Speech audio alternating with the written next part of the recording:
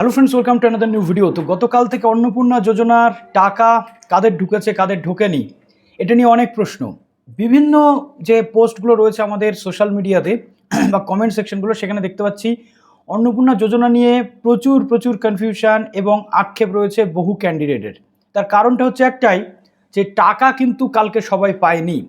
এটা অবশ্যই আমাদেরকে মানতে হবে যে বহু বহু মানুষ এখনও বাকি রয়েছেন অন্নপূর্ণা যোজনার এই টাকা পাওয়ার ক্ষেত্রে। তো গতকাল প্রথম লটে 1,10,00,000 কাছাকাছি দেওয়ার পর তারপরে কিছুটা স্লথ হয়ে যায়, কিছুটা ধীরে চলে সিস্টেম, এবং এখান থেকে তৈরি হয়েছে একাধিক প্রশ্ন, একাধিক বিষয়। কি কি প্রশ্ন? যে পাকা বাড়ি 3টের বেশি পাকা ঘর থাকলে পাবে কি পাবে না? যারা অনলাইন করেছে তারা আগে পাচ্ছে, অফলাইন করেছে তারা পাচ্ছে না। আচ্ছা, যারা সত্য বলছে তারা পাচ্ছে না, যারা মিথ্যে বলছে পাচ্ছে। প্রচুর পয়সাওয়ালা সম্পদশালী মানুষরা পাচ্ছে, প্রকৃতপক্ষে যাদের পাওয়ার কথা তারা সঠিক তথ্য দেওয়ার ফলে পাচ্ছেন না। এবং পারিবারিক আয় 1.5 লাখের উপরে হলে নাকি পাওয়া যাচ্ছে না। তার সাথে একাধিক বিষয় রয়েছে যে টাকা গতকালকে রাত 12টা পর্যন্ত দেওয়া হবে, তার পরবর্তী ক্ষেত্রে রাত দেওয়া হবে না, এরকম একাধিক বিষয়। তো আজকে আমরা আলোচনা করব, এবং তার সাথে রয়েছে গভর্নমেন্ট সার্ভিস হোল্ডার যারা রয়েছেন, যাদের হাজব্যান্ড গভর্নমেন্ট সার্ভিস হোল্ডার, তারা টাকা পাবে না। তো আজকে এই ভিডিওতে আলোচনা করব, চুলচেরা বিশ্লেষণ করব এখন পর্যন্ত কি আপডেট রয়েছে সেটা। এবং যারা নতুন আছেন অবশ্যই চ্যানেলটিকে সাবস্ক্রাইব করে পাশে থাকা বেল আইকনটি ক্লিক করে দিন, এবং যারা ফেসবুক থেকে দেখছেন অবশ্যই কমেন্টে জানান এবং ফলো করে দিন আমাদের প্রোফাইলটাকে, এবং অবশ্যই জানান যে আপনি আপনার টাকাটা পেয়েছেন কি পাননি। দেখুন, একটা কথা আপনাদের বলি, ব্রডব্যান্ড কানেকশান সমস্যা হলে বা ওয়াইফাই সিগন্যালিংয়ে প্রবলেম হলে, যেমন ব্রডব্যান্ডের অপারেটর আপনাকে বলে যে রাউটারটা অফ করে অন করুন, কিন্তু সেটা জাস্ট বলতে গেলে একটা সময় আপনার বরবাদ করানো কাজ। সবসময় এরকমটা হয় না, কেননা রাউটার হয়তো 2 মাস বা 3 মাসে একবার হ্যাং হয়, বাট সবসময় নয়। ঠিক এটাও তেমনি, আপনাদেরকে অনেক ক্ষেত্রে বলা হচ্ছে আপনি ব্যাঙ্ক অ্যাকাউন্ট চেক করতে থাকুন, আপডেট হচ্ছে কি আপডেট হচ্ছে না দেখতে থাকুন, এগুলো। বাট এসএমএস তো একটা আপনাকে আসবে। আবার অনেকের এটাও রয়েছে যে এসএমএস এসেছে বাট টাকা ঢোকেনি। তো বিভিন্ন সমস্যা রয়েছে সিস্টেমের। এখন কতক্ষণে এই সমস্যা মিটবে সেই প্রশ্নের উত্তর সত্যি বলতে কারোরই জানা নেই। সেটা গভর্নমেন্ট অফিসার বলুন বা যারা এই কাজের সাথে যুক্ত আছে, একেবারে ঊর্ধ্বতন কর্তৃপক্ষ ছাড়া কারোর কাছে সঠিকভাবে কোনো তথ্য এই মুহূর্তে নেই। এটা আপনাকে বিশ্বাস করতে হবে। তো প্রথম কথা হচ্ছে, অন্নপূর্ণা যোজনার টাকা আসার কি কোনো সঠিক সময় আছে? উত্তর হলো না। উত্তর হলো না। যখন কোনো ইভেন্ট হয় তখনই একটা নির্দিষ্ট সময় টাকা ডিসবার্স হয়, তার পরবর্তীতে ধীরে ধীরে ধীরে ধীরে সেই টাকা আসে। কিন্তু মুখ্যমন্ত্রী একটা জায়গাতে যেহেতু বলেছেন যে গতকাল রাত 12টা পর্যন্ত পরপর আপডেট হবে এবং টাকা ঢুকতে থাকবে, অনেকের এটা কনফিউশন হয়েছে যে 12টার পর মনে হয় আর টাকা ঢুকবে না, কিন্তু এমনটা নয়। সিস্টেম আপডেট চলবে, ভেরিফিকেশান প্রসেস অনগোয়িং, এবং ধীরে ধীরে ধীরে ধীরে টাকা কিন্তু ঢুকতে থাকবে। একটা টাইম পিরিয়ড কিন্তু এর কোনো বাধা থাকবে না। ওকে, তো কালকে এবার মনে হতে পারে যে তাহলে কালকে একসাথে 1,10,00,000 কী করে ঢুকলো? মুখ্যমন্ত্রী বা যখন প্রধানমন্ত্রী বা কোনো ইভেন্টের সূচনা করেন, সেই ইভেন্টে একটা টার্গেট থাকে যে এত মানুষকে আমরা একসাথে এটা দেবো ওয়ান সুইচ বাটনের মাধ্যমে। তো যারা তার মধ্যে থাকেন বলতে গেলে ভাগ্য বা লটারি তাদের, আর বাদবাকি যারা তার মধ্যে থাকতে পারেন না সেটা কিন্তু তাদের দুর্ভাগ্য। তাদেরকে ওয়েট করতে হয় পরবর্তীকালে। ঠিক যেমনটা অনেকে ডকুমেন্টেশন বা কোনো ফর্ম ফিল আপ না করে 3rd জুনে টাকা পেয়েছিলেন, তাদের মধ্যে অনেকে আছেন যারা এই 1 জুলাইয়ের টাকাটা কিন্তু পাননি, 3rd জুনে যারা পেয়েছিলেন ডকুমেন্টস ছাড়াই। ওকে, এবার দেখুন, নির্দিষ্ট কোনো টাইম কিন্তু এভাবে নেই। নির্দিষ্ট সংখ্যক সুবিধাভোগীকে টাকা পাঠানো হয়েছে, কিন্তু এখনও অনেকে টাকা পাননি। এটা যিনি মিনিস্টার ইনচার্জ রয়েছেন সংশ্লিষ্ট দপ্তরে এবং মুখ্যমন্ত্রী কিন্তু বলেছেন, অর্থাৎ তাদের টাকা ধীরে ধীরে পাঠানোর কিন্তু বন্দোবস্ত চলছে। তাই টাকা পাঠানোর প্রসেস এখনও চালু, বাট সেটা স্লো হয়ে গেছে। কতক্ষণে হবে সেটা বলা মুশকিল, কারণ অনুষ্ঠানের উদ্বোধন হয়ে গেছে, একটা নাম্বার অফ ক্যান্ডিডেট টাকা পেয়ে গেছে। এখন সেটা স্লো হলেও আর কোনো আপত্তি নেই। মিডিয়ার কোনো ভূমিকা সেখানে থাকবে না যে কারা টাকা পেলো কি না পেলো। ওকে, বাট আমাদের ভূমিকা থাকবে, আমরা যেহেতু আপনাদের আওয়াজগুলোকে তুলে ধরি। এবার দেখুন, একটা জিনিস আপনাদের বুঝতে হবে, ভেরিফিকেশন সংক্রান্ত বিভিন্ন যে বিভ্রান্তি তৈরি হচ্ছে গোটা সোশ্যাল মিডিয়াতে। কেননা অনেক সরকারি দপ্তরের আধিকারিকরা রয়েছেন, অনেকে খুব ভালো তথ্য দেন, অনেকে অনেক ভুলভাল তথ্য দিচ্ছেন। ভেরিফিকেশানের ব্যাপারে অনেকে ভুলভাল তথ্য দিচ্ছেন, যোগ্যতার মাপকাঠি নিয়ে অনেকে ভুলভাল তথ্য দিচ্ছেন, কেননা আলটিমেটলি সেই জায়গাতে যোগ্যতার মাপকাঠি গভর্নমেন্ট কোনো কিছু ঘোষণা করেনি বা মিনিস্টার ইনচার্জ কোনো ঘোষণা করেনি। যদি করতেন, এখনও তারা করে দিতে পারেন, তাহলে হয়তো মেবি অনেক লোক আর আবেদনই করবে না। কিন্তু তারা সেটা করছেন না। তারা যোগ্যতার মাপকাঠি বলে আলটিমেটলি কিছুই রাখেননি, ওই 4টে পয়েন্ট ছাড়া। যারা ট্যাক্স দেয়, ক্যান্ডিডেট হারসেলফ সে পাবে না, ক্যান্ডিডেট হারসেলফ গভর্নমেন্ট এমপ্লয়ি হলে সে পাবে না, ক্যান্ডিডেট হারসেলফ যদি বাংলাদেশি হয় সে পাবে না, ক্যান্ডিডেট হারসেলফ যদি ভুয়ো ভোটার হয় তাহলে পাবে না। এরকম কিছু ক্রাইটেরিয়া, আর কোনো কিছু নেই, বিশ্বাস করুন, আর কোনো কিছু ক্রাইটেরিয়া কিন্তু বলা নেই। তাহলে গভর্নমেন্টের একটা যোগ্যতার মাপকাঠি নির্ধারণ করা দরকার ছিল। পরবর্তী ক্ষেত্রে প্রেস কনফারেন্সে যে বিষয়গুলো উঠে আসছে যে এনারা কেন পাবেন, এনাদের বাড়িতে মানুষ চাকরি করেন, এনারা কেন এটা করবেন সেটা করবেন, আমার মতে প্রথমেই একটা যোগ্যতার মাপকাঠি নির্ধারণ করা প্রয়োজন এই ধরনের সোশ্যাল বেনিফিটস বা স্কিমের ক্ষেত্রে। এটা আমি অন্তত মনে করি। আপনাদের কি মনে হচ্ছে কমেন্টে জানাবেন। নাহলে মানুষ বিভ্রান্ত হয়, মানুষের আশাহত হয় মানুষ সরকারের প্রতি।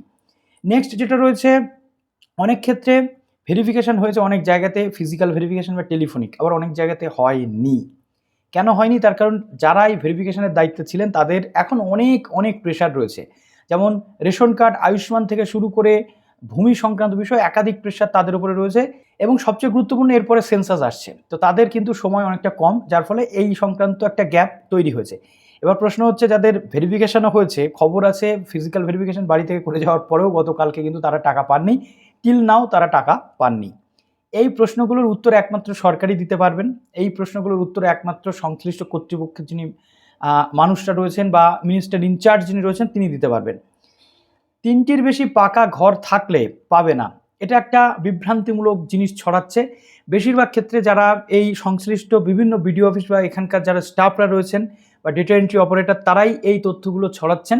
আলটিমেটলি এই তথ্য কতটা সঠিক এটা নিয়ে প্রশ্ন উঠছে, কেননা কোনো জায়গাতে লেখা নেই যে 3টে পাকা ঘর থাকলে বা তার বেশি ঘর থাকলে সে পাবে না।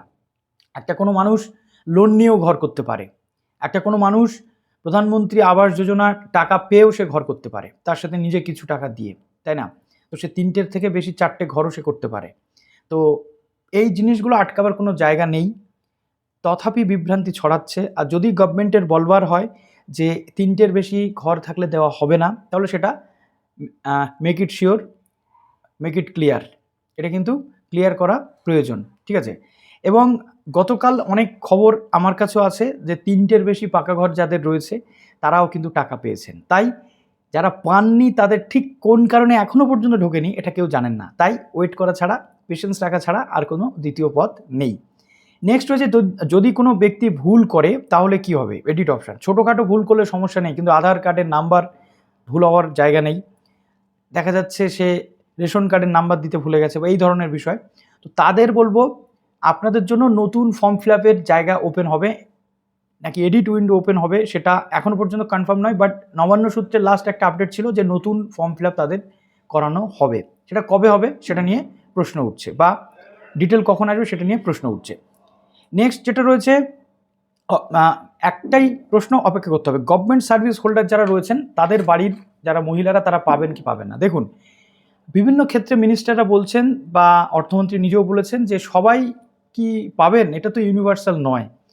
গভর্নমেন্ট সার্ভিস হোল্ডার যারা রয়েছেন তাদের নেওয়া উচিত কি উচিত না সেটা তারা ভেবে দেখবেন, কিন্তু কোথাও তারা বলছেন না যোগ্যতার মাপকাঠিতে যে গভর্নমেন্ট সার্ভিস হোল্ডার যারা রয়েছেন তারা পাবেন না, অর্থাৎ বাড়ির যারা মহিলারা তারা, তাই না? অনেক গভর্নমেন্ট সার্ভিস হোল্ডার রয়েছেন যাদের ওয়াইফরাও কিন্তু গতকালকে টাকা পেয়েছেন, ঠিক আছে? এবং এখান থেকে এটা পরিষ্কার যে এই মাপকাঠিটাও কিন্তু ছিল না। তার কারণ বারবার বলা হয়েছিল মিনিস্টারদের পক্ষ থেকে যে বাড়ির হাজব্যান্ড যাই কিছু করুন, মহিলা যদি কিছু না করেন, তিনি যদি নন এমপ্লয়েড থাকেন বা আনএমপ্লয়েড থাকেন, বেকার থাকেন, গভর্নমেন্ট সার্ভিস না করেন, তিনি কিন্তু পাবেন। ওকে, আচ্ছা, এবার আসে যে আশাকর্মী থেকে আইসিডিএস কর্মীদেরও কিন্তু টাকা ঢুকেছে, যেহেতু আইসিডিএস বা আশাকর্মী এরা রেগুলার গভর্নমেন্ট এমপ্লয়ি নয়। ওকে, 5,000 টাকা করে আশাকর্মী বা আইসিডিএস কর্মীদের বাড়া সত্ত্বেও তাদের টাকা ঢুকেছে, তাই এই গুজবগুলো থেকে কিন্তু দূরে থাকুন। ওকে, এবার রয়েছে কি, পারিবারিক আয় 1.5 লাখের ওপরে গেলে কি এই টাকা পাওয়া যাবে না? দেখুন, কোনো জায়গাতে লেখা নেই যোগ্যতার মাপকাঠিতে, বা কোনো গভর্নমেন্ট এমপ্লয়ি এটা বলতে পারেন না, কোনো অথরিটি তার নেই যে 1.5 লাখের উপরে গেলে টাকা পাবে না। যদি সেটাই হয় তাহলে বুঝতে হবে government hide and seek policy রেখেছে, যেটা মানুষকে দেখতে দিচ্ছে না বা বুঝতে দিচ্ছে না, যার ফলে মানুষ বিভ্রান্ত হচ্ছে এবং মানুষ কিছু বুঝতে পারছে না। মানুষের সামনে অন্ধকার থেকে আলোতে আনা হচ্ছে না জিনিসটাকে, বাট সেটা যত দ্রুত সম্ভব আলোতে আনা উচিত, তাই না? তো আশা করি গভর্নমেন্ট এমন কোনো রুলস কিন্তু সেখানে রাখেননি। যেমনটা বারবার গভর্নমেন্টের পক্ষ থেকে বলা হচ্ছে। এবং মুখ্যমন্ত্রী গতকালকে বলেওছেন যে অনেকেই বলেছিলেন আপনারা যে এই সরকার টাকা দেবে না বা কিছু, আপনারা কিন্তু টাকা দিচ্ছি, অতএব সরকারের সদিচ্ছা আছে এটা বোঝা যাচ্ছে। তাই পারিবারিক আয়ের কিন্তু কোনো মাপকাঠি যোগ্যতার মাপকাঠিতে ছিল না। অতএব এই যে বিষয়গুলো রয়েছে, আর রয়েছে কি যারা সত্যি কথা বলে সব কিছু সঠিক দিয়েছে তারা টাকা পাচ্ছে না, যারা মিথ্যে কথা বলেছে অনেক পয়সাওয়ালা মানুষ বা সম্পদশালী মানুষ তারা পেয়েছে, এমন কমপ্লেন কিন্তু আসছে।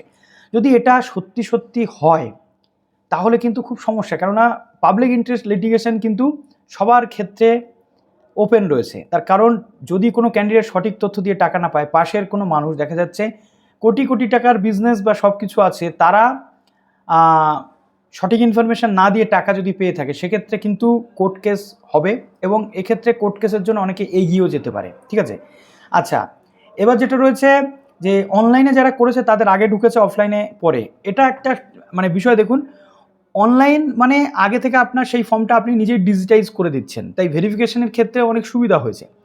অফলাইন যারা করেছেন অফিস লেভেল বা পঞ্চায়েত লেভেল থেকে যারা গেছে বা পৌরসভা লেভেলে যারা গেছে, বা এই ফর্মগুলো বিডিও অফিস বা এসডি অফিস বা পৌর অফিস এগুলো এন্ট্রি করতে হয়তো পারেনি, তার জন্য শুধুমাত্র প্রপার অফলাইন যারা করেছে তাদের হয়তো এখনও আসেনি, কেননা ফর্মটা ডিজিটাইজ হয়নি। তো একটু ওয়েট করুন, আমি বলবো আজকে এবং কালকের দিনটা ওয়েট করুন, তারপরে যদি না হয় নেক্সট মানডেতে আপনারা আপনাদের গ্রাম্য এরিয়া যারা রয়েছেন, ভিলেজ বা রুরাল এরিয়াতে বিডিও অফিস, শহর অঞ্চলে পৌরসভা বা বড় অফিসে যান, সংশ্লিষ্ট জায়গাতে গিয়ে আপনারা কিন্তু আপনাদের যে বক্তব্যগুলো সেটা জানান, এবং আপনাদের ভেরিফিকেশন হয়েছে কিনা তার স্ট্যাটাস কী আছে সেটা আপনারা সেখানে জানান। তো এই ছিল মোটামুটি তথ্য। ভালো থাকবেন সবাই, আর আশা করি আজকে অনেকে টাকা পেতে চলেছেন। কারা কারা টাকা পেলেন অবশ্যই কমেন্টে জানান। ভালো থাকুন সবাই।